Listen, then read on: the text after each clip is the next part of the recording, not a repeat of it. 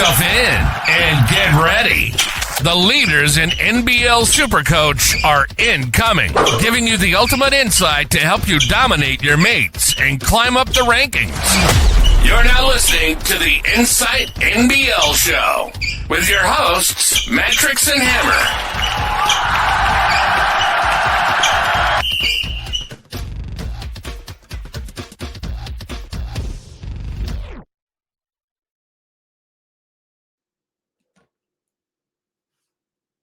That's a banging theme song there, Hammer. I've probably heard that one a few times, but that is a banging theme song. I love to hear that. But we're in for another episode of the NBL show. I'm hosting tonight. Fill in, host, you name it.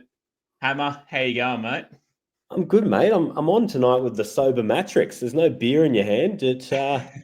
Maybe that clarity's actually helped you climb up the rankings. You're sitting at 178th overall. How'd you get there? A bit of luck, mate. Just sort of working this and tweaking the schedule, I suppose, trying to get doubles in as much as you can. I think that's very important. But just hitting players at the right time, bringing in Bryce Cotton and captaining him in when he went on that massive streak. Casey Prather got him at the right time. You just got to get a bit lucky sometimes to really climb up these rankings. But all in all, mate, it's huge. It really is massive. Yeah, and coming into a really important part of the schedule, things are going to change up over the next couple of weeks. We're going to cover all that tonight. But should we get into breaking news? We should, mate. I reckon we should. It's time for some news from around the league.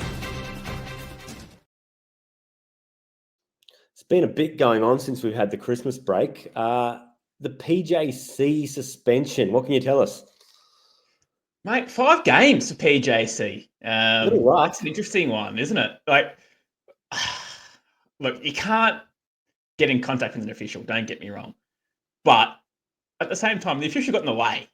So it's hard. It's hard. Yeah. Tarangi gets sort of kissed in the dick a little bit. He was the one that initiated it all, got nothing. PJC, the one that sort of reacted, and he was the one that copped it.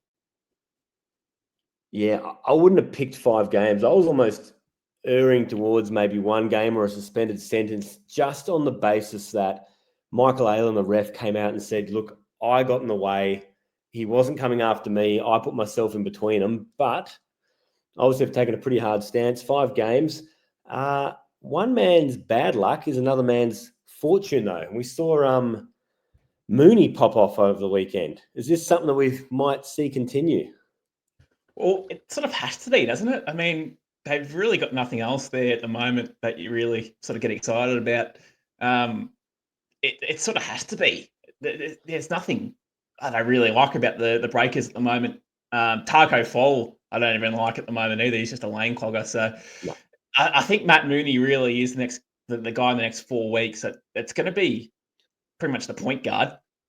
We'll have the ball. We'll pretty much be running the plays. And he's at a bit of a juicy price, which I've seen quite a few super coaches out there that have brought him in this week for the next 4 games anyway. So I don't hate it. I've been up and down on Mooney all year. Early on, I thought this guy's going to be really good. He was playing that Robin to PJC's Batman really well, that second option. Then he's just had that drought over the last probably month or more. But I have seen in the past some things I do like. He does seem to contribute more than just being a shooter. And he had the 10 assists on the weekend, which was really nice. He has to be good, but also it's going to be hard to be good considering there is no help around him. That's right. And as I said before, when you get that big lane clogger in Taco Fall where it makes it hard for everyone to really get into the paint and slash and cut and everything away. It's a problem. But then when he's in there, just get him the ball. He's there. It's a matchup that no one can defend. But anyway. I was going to bring him up in fool's gold. I'm sitting on the fence with this one. He's currently in my squad. I think it's not a bad move depending on who you bring him in for. I've brought him in for Ben Henschel, almost a straight swap. Henschel's schedule's not great.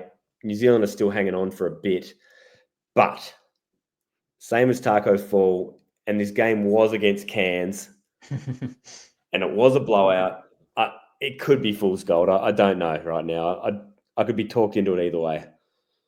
Yeah, agreed, mate. And honestly, an NBL one side could beat Cairns at the moment. So another one that I would Not like looking to good for him, is it? no, another one I like to mention is Sydney in the market for another import.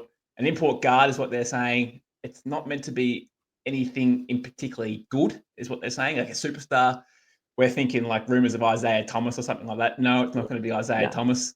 They're just thinking a guy that can just complement the rest of the squad, which, mate, I don't know what I think about that. What do you think about that? I just find it really strange. We've said from the preseason pretty much that there are too many mouths to feed in Sydney. Why are you going to go and add another one? Does this just make them more irrelevant outside of probably Jalen Adams and Xavier Cooks? I think so.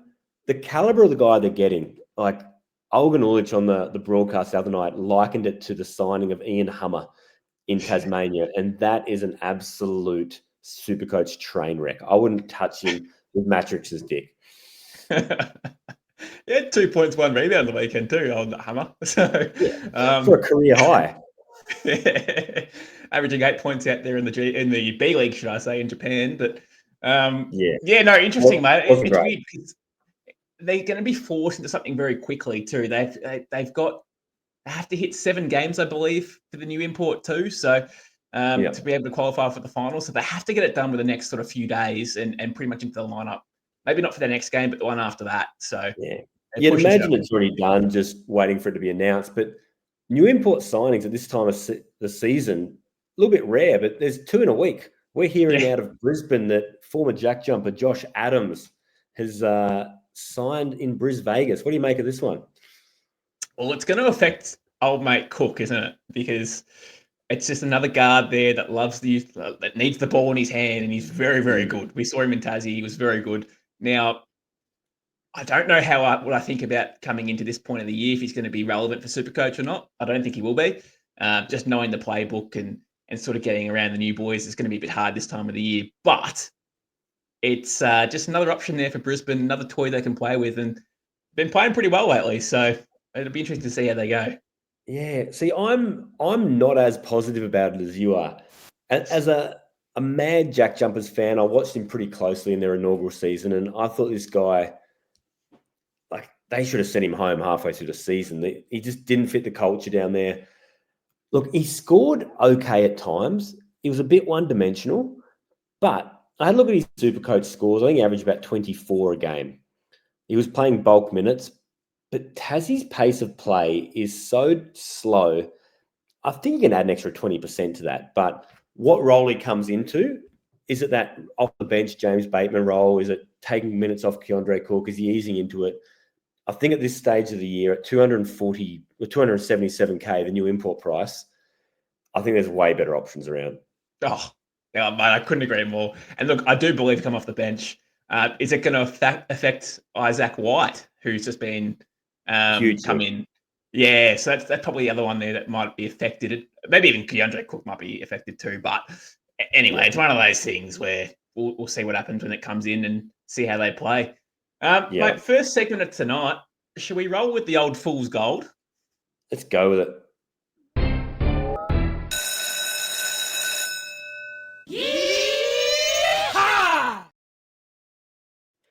What do you got for us?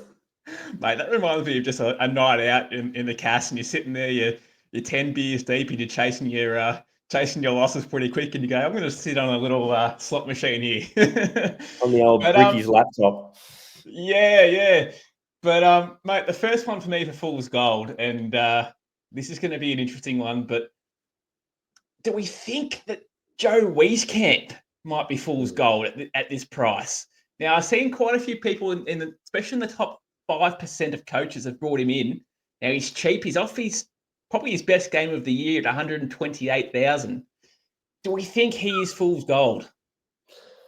Oh, this is tough.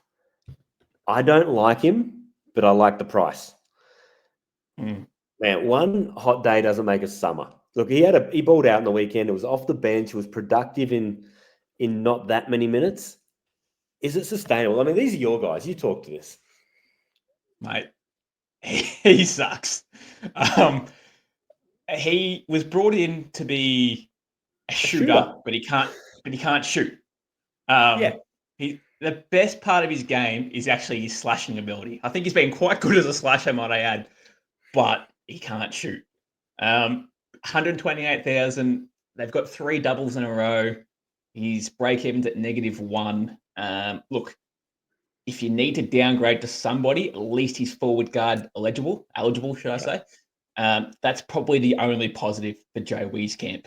You know what? I don't hate it if you're downgrading. Like, think of some of the dead wood on people's benches at the moment. Some people are stuck with Nick Marshall. Ben Henschel's there. Isaac White's about to become irrelevant. Look, you could take a punt on Wieskamp, and look, it might be rocks and diamonds. Derek Walton Jr. is back in the fold. Like you said, he's a slasher. Walton Jr. is going to find him. We know that when they're playing well, that this Josh King coach will play them. He'll play the hot hand. I think it's a gamble, but it could pay off. Mate, we'll soon find out. And especially if we're talking deadwood, mate, Darius Days is deadwood on your bench at the moment too. So if you move on him, moved away from that. He should have been better. I can't even look at him right now. Hey, more fool's gold. What is your take on Mitch McCarron? I know Mattrix has been reasonably high on him. He's probably the definition of fool's gold at the moment, isn't he? Now, expanded role. He hasn't been relevant for years. Expanded role, sure, but Matt Mooney's another one of fool's gold as well that we've also been talking about. They're both in that same category, really. But I agree, mate. He's been irrelevant for years. I don't think he's got any upside in his game at the moment. He looks old, and Valentine's really catching up for him at the moment. And I think the only reason you'd move to him is because he's 60K. But when we get into the schedule chat a bit later, you're going to see that, look, after this round, every team is on a double for the next 2 rounds. I don't think it's worthwhile to pay up. You could just about get anyone over those 2 rounds. You don't have to go down to Mitch McCarron. There's way better options. Yeah, I agree. And like that'll pretty much set us up into our next segment of the the buy, hold, sell, and captains options for this week as well, because I think this is massive. This is huge. Coming into as you said before, there's about 4 or 5 teams on the double. I'll bring up the schedule now. There's 4 or 5 teams on the double this week, 6 teams on the double this week. And then the next 2 weeks after that, we've got everyone on the double. So, mate, let's start with our buys. Now, I'm massive on the Jalen Adams train at the moment. Now, I've actually personally moved into Jalen Adams for KD. So, look, wow. Interesting move, but I'm in a situation where I have to move on from my guys who are playing singles and getting guys playing doubles. Yeah. And Jalen Adams is a guy who, mate, he had 40 on the weekend, looked amazing and looked like he was back into prime Jalen Adams that we know of. It's a good move and I like it. Can you do it without letting go of KD? Look, I've played with bringing him in because I love all your reasons and I'm right there with you, but I don't think I can let go of KD just yet. I think I want to hold him the distance. If I'm letting go of one of those big names, I'm getting rid of Trez. But can you do it by getting rid of Cook? Oh, that's a good call. It'd be some tinkering. I mean, Cook's another one, mate. He's got a really high break even, so he's going to be just losing cash left, right, and center. But it's a hard one because you don't want to move on from KD. KD, they had the double last week. They were good in one game, and they had to be good in one game, but they were crap in the other. Yeah. And he balled out in pretty much both of them. So he's just a safe option for a Supercoach option. We just know what he's like, right? And what I like about him is even when they're blowing it out, he still plays his minutes. They got nothing else. It's look, I want to hold on to him as long as I can. But here, how's this for a backcourt stack? Let this one marinate for a minute. Jalen Adams, Kendrick Davis, Matt Mooney, Derek Walton Jr. Is that set and forget and rotate for the rest of the year or what? Mate, that is fucking awesome, to be honest with you. Especially Derek Walton as your fourth option on the bench there, who is in my next buy option would be Derek Walton Jr. Again, the schedule opens up for him. He's coming good. I mean, he had a negative break even coming into this week and smashed it. Obviously, he had a 50-point week and moved up 64K. So he's now got a break even of 28 break even this week, which you will smash again, you'd expect. But he's hitting these strides. He's looking good. And he complements Sobey so well when he's fit and firing, really. It seems all of a sudden they've figured it out, because we were talking pretty much up until last week, these guys cannot play together. You have to pick one or the other. He's looking good. He's back to that creator that he was in Sydney. He's strung it together, 2-3 games in a row now where we've seen enough. I bought him in last week, got him at the 199K, 200K, whatever it was. He's gone up 64K. I had him as a hold. If you don't have him, this is probably the last week you can jump on it, isn't it? It is. And look, at 278K, he still haven't missed the boat. No. But this, as you said, this is the last week. So he's going to jump up another 35K, 40K, you'd expect, especially if he's playing better than what they project. So that would move him into about low 300s again. So it's probably missing out just a little bit. But even if it was only a 1 week play, you make another 40, 50K and you move him on, that's probably worth it. It is. Now, we've mentioned Joe Wieskamp at the top of the show being fool's gold. I'm going to mention him in a buy thing as well. Would you buy him? I won't. We'll make that very quick. Look, I've used my trades and he didn't factor, but that 128K could be the difference. I think if you're in a position like what I am with that guard stack that I was talking about, 128K, if you're moving on from maybe a Mason Peatling, maybe, one of those kind of guys, or even if it's a guard, like if you're downgrading a Ben Henschel, you're going to pocket another 100K. I think Joe Wieskamp is a risk, but is a high enough return if you're using that money to go elsewhere. Like if that was the difference between you bringing in Xavier Cooks as a forward, I'd do it. I'd roll the dice, wouldn't you? Well, again, it's a good downgrade option if you need it. Again, it'd be in your forward. You wouldn't put him in your guards. It'd have to be into your forwards.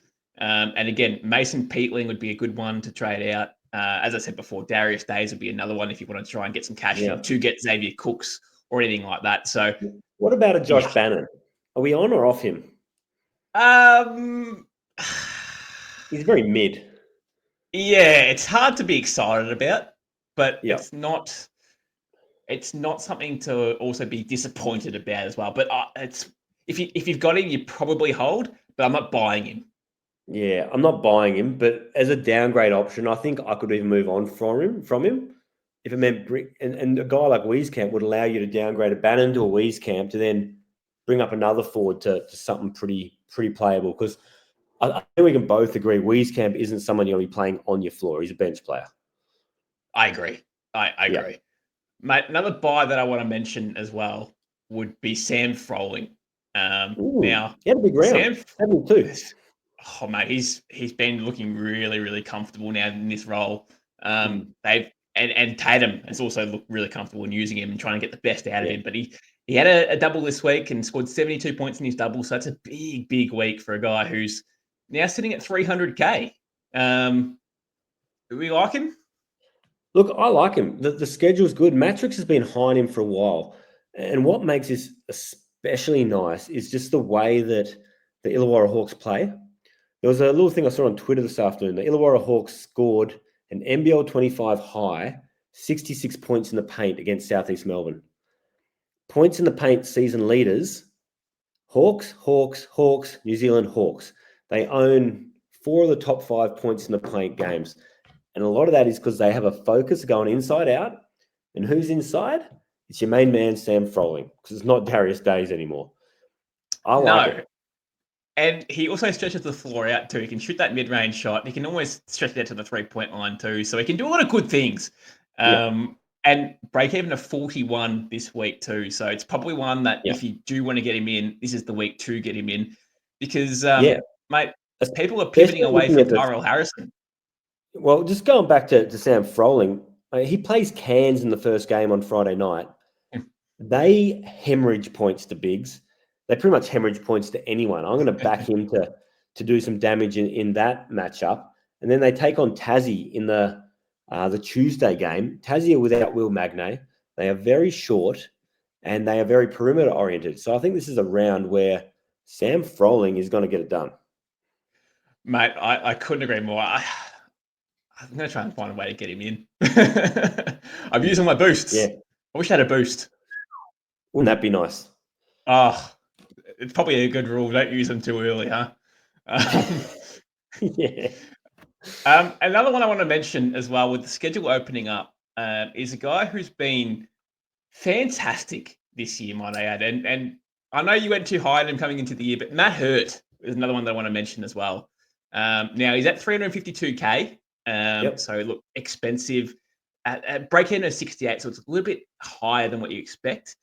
But 3 doubles in a row, he has been absolutely bowling when he has been out there too. So what do you think about buying Matt Hurt this week? Ooh, I love his game. 3 doubles in a row. It really depends how set you are. I think most of our points are coming at guard. So I'm also thinking that most of us have our guard rotation reasonably set. Matt Hurt is center eligible. A lot of us have Tyrell Harrison as a set and forget there. So it comes down to a choice. You're looking at Matt Hurt, you're looking at Sam Froling, you're looking at Xavier Cooks, and you're probably getting off Montrezl Harrell. Look, 2 out of those 4 you're probably going to have. Look, why don't you rank them 1 to 3? Hurt, Froling, Cooks. Cooks is number 1. That's number 1. Number 2 and number 3 is questionable. You can really go either way with either or. Personally, I'm probably on the Sam Froling train at the moment, being the number 2 option. And then probably go Matt Hurt number 3. But again, just another option out there if you need it. If you already had Sam Froling, you need someone to bring in. It's just another option, really. Definitely. And look, Southeast Melbourne plays Sydney on the Thursday and they play Tassie on the Sunday. So once again, against Tassie, they're short. Although he plays more of the 4 spot. You'll have Big Geordie Hunter up front. Against Sydney, they're reasonably thin. I think Big Kelly Lepepe is out on the injured list this week. So look, both of them are good. I can't split them, except that Sam Froling's cheaper. Pretty much. Now, is there any other buy options that you like this week?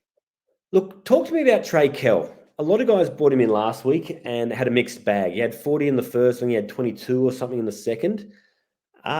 Look, he's been good this season. I wouldn't say he's been great. He's had some games, but Illawarra, it's got almost that next man up mentality, isn't it? Someone else will pop up and he's happy to take a back seat. He doesn't force it like some of these other lead guards. Yeah, I don't mind Trey Kell because he can get you some defensive numbers. He can get a few steals for you, assists and rebounds. He'll give you a bit there too. But sometimes he does a back seat to Harvey and let him take the ball and score. So, and you saw it on the weekend too, where it was the Harvey show for pretty much nearly 3/4 of the game. Trey Kell was in foul trouble though, so I'll give him a bit of the benefit of the doubt in that scenario. But mate scored 62 points off the double. Look, averaging 30 on the year. I traded him in last week. I was one of those guys that brought him in, only because I liked the schedule. But I had the option between him or Harvey, and I chose Trey Kell. So it was really a one or the other. And look, I'm not disappointed, but I'm not also ecstatic with the performance as well. When you look at those guards, we're just sport for choice. You know, I know KD's on a single this week. He's been elite. PJC's suspended, so we're probably off him. But look, some of these guys right now, we've got Bryce Cotton coming up on consecutive doubles, as is everyone else in a couple of rounds. So you've got to think about that. Jalen Adams, we've talked about earlier. He's going to be good. Matt Mooney's got some opportunity. But Trey Kell is probably that second guard for this round if you can manage it. Yeah, I agree, mate. I couldn't agree more. Yeah, and then obviously we talk about Matt Mooney as well, and McCarron being options. We liked Mooney, we didn't like McCarron. So Mattrix, yeah, we all get stuck in doing on the McCarron one, but no, Mooney's a borderline buy for me. Yeah, there will be no return to the Mac this round.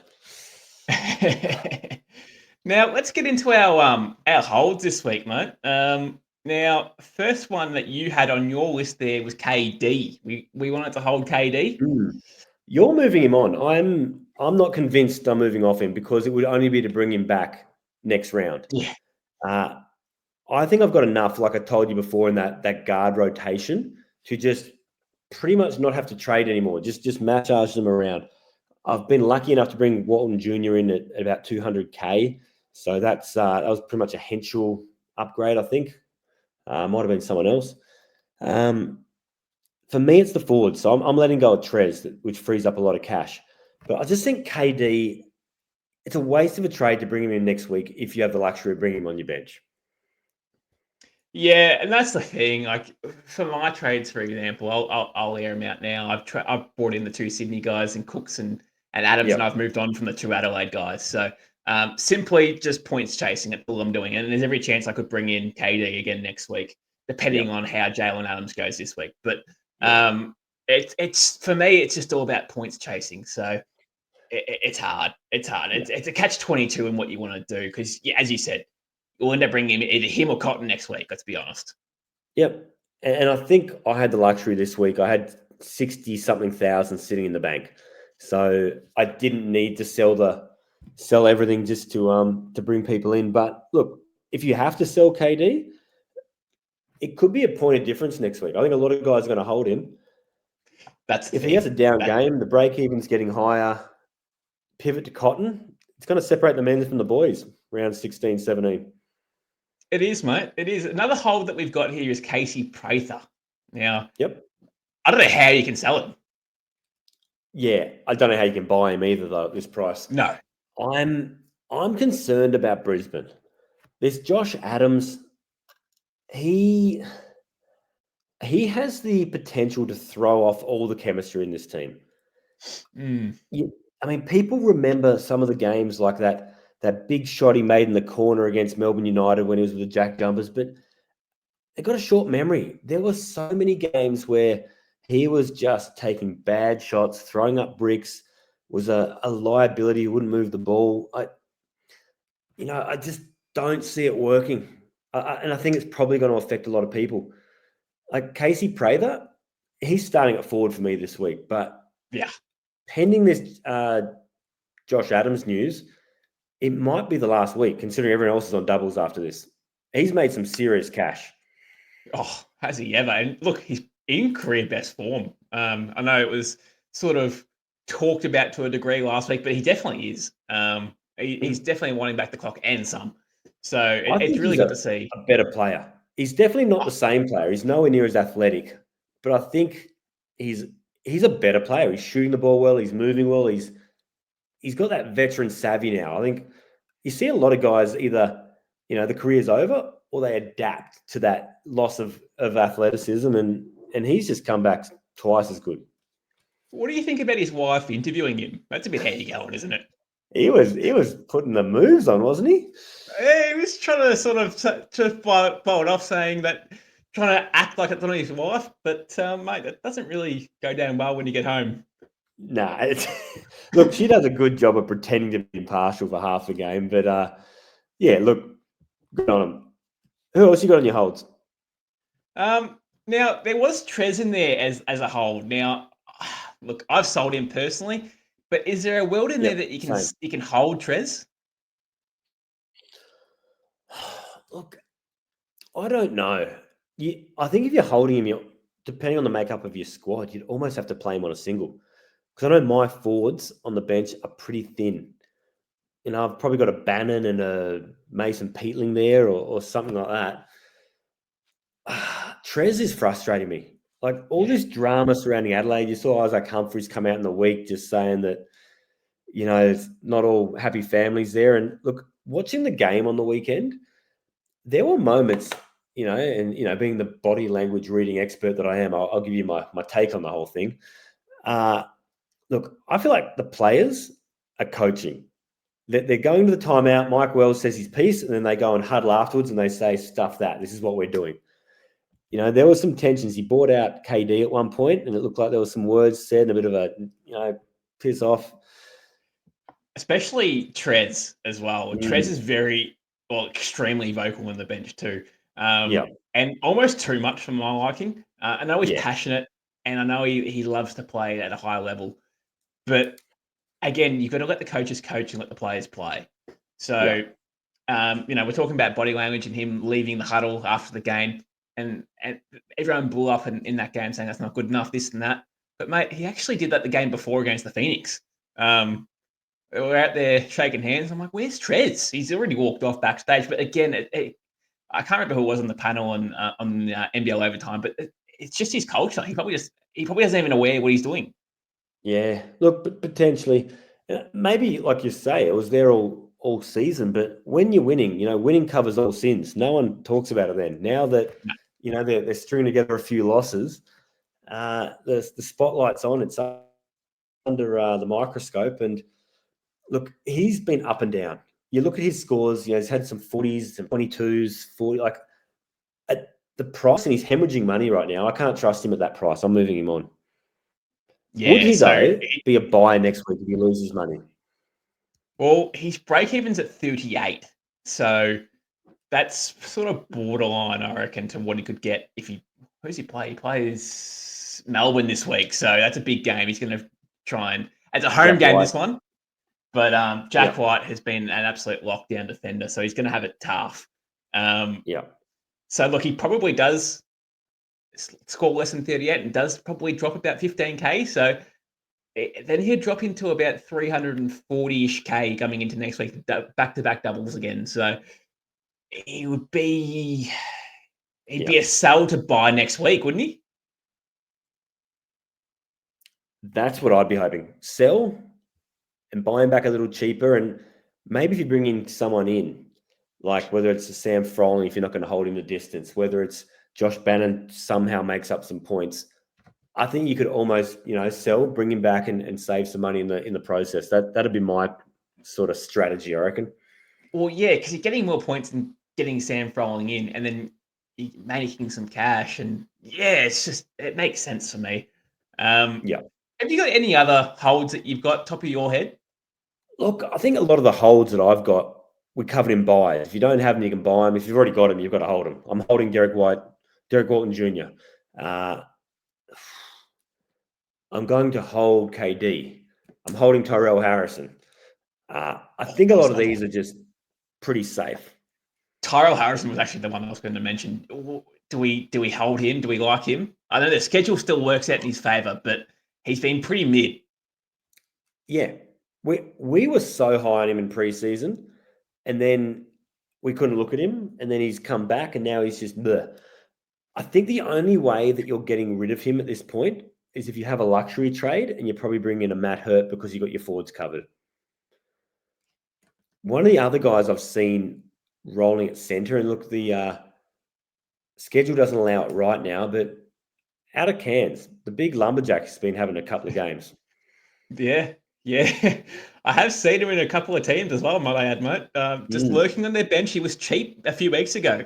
Yeah. And he's been playing quite well. I mean, there's not much there in Cairns either. So he's going to see minutes. The only thing I'm worried about is they might start sending some blokes home. And I don't know if he'd be the first option. But look, when you say sending him home, you're sending him home because the season's over, and the season was over in round 3. So, maybe not. They had a positive record at one stage. Unbelievable.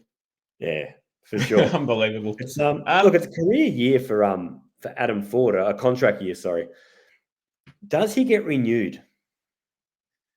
Well, I don't think it's all his fault. I mean, at the same token, having 13 losses in a row now does not look good 14. On the record. 14 losses in a row does not look good when you're sitting down talking about contract extensions and you go, mate, I'm off a 14-game losing streak. Let's talk numbers. And they go, yeah, mate, when's the next win coming? So It's tough. I mean, the roster sucks. I think he's just been trying to nurture these younger blokes into a new role that they haven't experienced before. But all in all, mate, there's been a few games they've fallen out late as well, and that comes down to coaching. Yeah. Look, I think he's safe. I'd give him another maybe a 1-year extension because, like you say, a lot of it's not his fault. But then at the same time, who are you going to get to come in and coach a team that has next to no budget, has every player that does anything good, whether it's, Keanu, whether it was Bull Qual, whether it was any of these guys, as soon as they get good, they leave. If you want to play poker, you got to have cards. And he's been pretty hamstrung for a number of years. Well, I was going to say, mate, the next one would be Taron Armstrong would be the next one, who I don't know if he's got a contract at the end of the year or not, but if he is, I think his time's up at Cairns as well. And he'll be, he's done his apprenticeship there and he'll move on to somewhere bigger and better, I'd suspect. And that makes it even harder for Cairns, who can't really get anyone in. They've got no cash. Yeah. And it's been that way for years. Even when Aaron Fern was coaching, you look at Brisbane poached every import from Cairns for years. Cairns would discover Torrey Craig. They discovered Travis Trice. They discovered Mitch McCarron. They discovered, all these players. Cam Glidden. Gone. Yep. Let's move on, mate. Let's go on to our cells. Now, there's quite a few cells in my opinion, mate, but let's mention the first one, and that's probably Keandre Cook. Now, Keandre Cook comes into this week off a week where he scored 26 points on his double. So that sucked. He's got a break even of 94, whopping 94. So he's just going to hemorrhage, and I mean hemorrhage points, cash this week. Projected to lose about not 40K at the moment. So he's sitting at 323K. It's the right time to get out of him now because he's at a decent price. But if you don't, he's going to move into the 200s very quickly. Yeah. Look, he's a guy I was actually disappointed in this year that he wasn't guard forward eligible. But when you say 26 over a double, he had 0 in the first game. I was refreshing the little app. I was out. I was saying, man, what is going on here? Is it a glitch? 2, 4, 0. He finished with 0. It was just abysmal. I don't even know what happened. But look, he's been serviceable, but all the factors are now pointing to this is the end of the line for the Keandre Cook train. Josh Adams looming in the wings, massive break even, good player out of form. I think we move on, and there's options. And I think if we take that cash now, there's so much you could do with 300K at the moment. There is, mate. There is. And you know what? If you haven't got him, and he has a good game and he goes down in cash, he'd be a good buy for next week too, coming into a double on the bench. So it's one of those things. You may lose, but you may buy eventually. So it balances it out to a degree.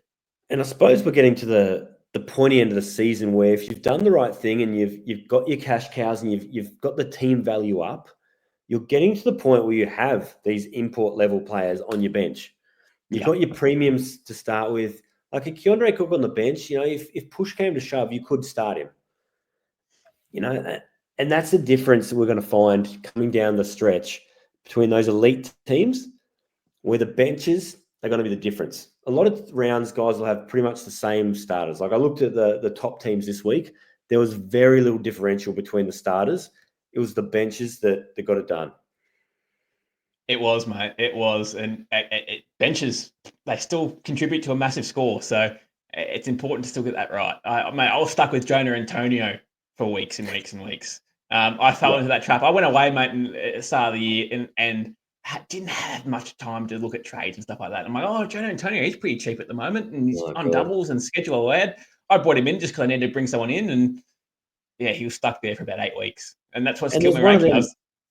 There's one of them every year. Like I still get shivers every time someone says the name Kevin White. I got stuck with him for a whole year. That's the thing. So, I mean, Mason Peatling would be one of those at the moment too, but he's actually been playing half decent. So I think he's a bit of a big scrubber, but he's been going all right, which probably brings us to the next one, mate. If we're talking Illawarra, we're talking Darius Days for a sell at the moment. He's been pretty bad. I didn't mind his game against the Phoenix on on New Year's Eve, might I add. I thought he was okay, 13, 7, and 2 steals, top of my head. But all in all, mate, it's been very, very disappointing. Yeah. Look, we got a real, can we call it fool's gold? A couple of weeks towards the start of the season, he was coming out dropping 40s, and we thought, okay, let's put to bed the concerns we had about Gary Clark not coming back. But right now, we've got an SOS, Gary Clark, right? Come back, man. Like, Darius Days is MIA, and I don't know what the drop-off was, because he had every opportunity under the sun to get it done. And look, I think from a team perspective, Mason Peatling's been good, because he doesn't look to score as much. He's more of a slasher, opportunistic, and it works better alongside Froling. It's helping Froling unlock his game. But I thought Darius Days to the bench, if he was going to keep 20, 25 minutes there, playing with a second unit and being the focus would have helped, but it hasn't. No, it hasn't. It's been everything but that. And, breaking into 49 too. So, he had, it's what, he had 27 on the weekend in his double. So that could be the best game of his season if he's going 27 in a double as well. So, the concerning thing is that between him and Peatling, they share minutes. But they're not even sharing 40 minutes. There's some other guys, Olbert just stepping in for a few minutes here and there. So it was better for Days when Peatling didn't play at all. And look, don't get me wrong, Days has a better skill set than what Peatling does. Peatling's awful in we're talking skill sets. He's just a glue guy that just gives you some solid defense, I suppose, but also he's a little bit dirty and gives you that next thing that will just get under people's skin, under the player's skin. So, but it's similar to Sydney starting LePepe over Cam Oliver. Yeah. Yeah. It's very much the same. And LePepe, the big bruiser as such, he gives you some grief. And so does Peatling, to be fair, too. So it's time to get off Darius Days. Another one to get off, mate, would be your mate, Malik Lewis. It's time to get off him. Mate, this is Mattrix's mate. But look, he's been good. He's been good. But I think this is the end of the line for Big Malik. Although 3 doubles in a row. Look, I think you can get off him. I think at this point you should have better options. But if you've got other guys you have to get off, I think you could leave him for at least another week. Well, this is the thing. Now that Derek Bolton's come into the lineup again, it's just less touches for everyone else. Yeah, especially more wingers as such. Malik was not a focal point in the offense, but he was involved. Now he's just nothing more than a catch and shoot, maybe a slashing option there at best. So, look, great defender, just offensively need some work. Yeah, look, he's raw, and it's a time to get off him, whether it's this week or next week. But yeah, definitely factor into your plans. He's probably done as much as he can for your squad. Sweet. Mate, I think it's time we talk about some captains. Go captain, my captain. Go captain, my captain. This is wide open this week. Mate, that video, it's like you're pleading for your captain to have a ripping game. It's just look on your face, you go, please be me. But mate, for me, I think the biggest captain option or the best captain option for me, I think might be Xavier Cooks this week, to be honest. I feel like he's been very, very solid this whole year. He's probably been he's an MVP candidate. Look, I think Sydney have been very disappointing for we're talking about the whole season, but Xavier Cooks has been nothing but consistently great. Yeah, look, he's been good. You've got that chance of the double-double every game, and then he also pops in with a few other stats, a steal, a blocker. It just gets there. It never looks convincing, but at the end of the game, he's always thereabouts. I think it's safe. Jalen Adams, look, for him to double-double, he relies on assists. And Sydney are playing Sem. It's going to be up and down. It's going to be a fast-paced game. I like it there. Playing Brisbane, yep, that's junk ball a lot of the time. I don't know, but they're both good matchups for both those players. So for me, Jalen Adams or Xavier Cooks are probably your two picks. If you're going to throw a roughie in there, though, would you consider someone else? I would look at someone like we're talking a roughie, we're looking at Illawarra. We're talking your Trey Cals, we're talking your Harveys, and we're probably talking a Sam Froling, would be another one.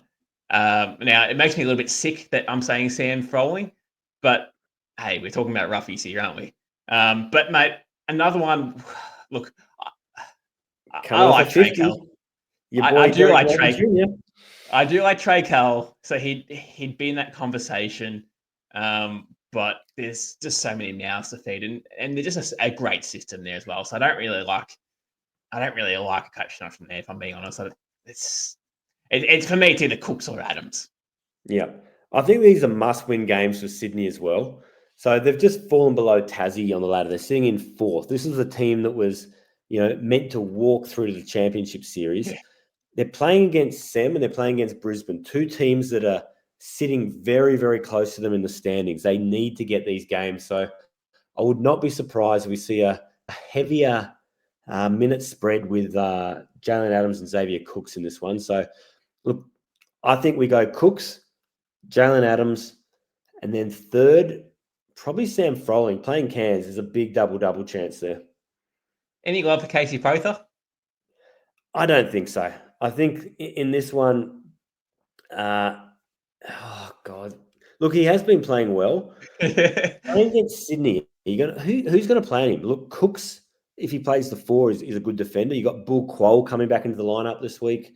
Then Brisbane also play against New Zealand, which is, look, by all means, should be over by halftime.